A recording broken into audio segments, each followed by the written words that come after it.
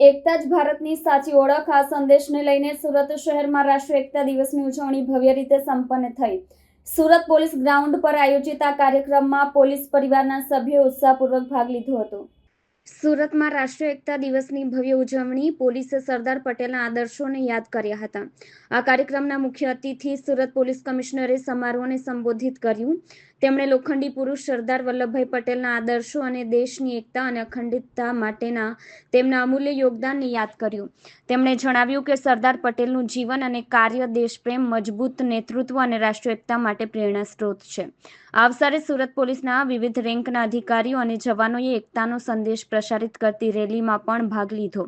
કાર્યક્રમના દરમિયાન સરદાર પટેલના જીવન અને રાષ્ટ્ર નિર્માણમાં કરેલા યોગદાન પર પ્રકાશ પાડતી વિવિધ પ્રદર્શનીઓ પણ ગોઠવવામાં આવી હતી।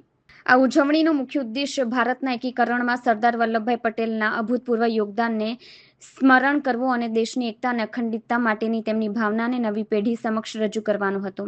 કાર્યક્રમમાં ઉપસ્થિત સૌએ રાષ્ટ્રીય એકતા માટે પોતાની પ્રતિબદ્ધતા રજૂ કરી હતી।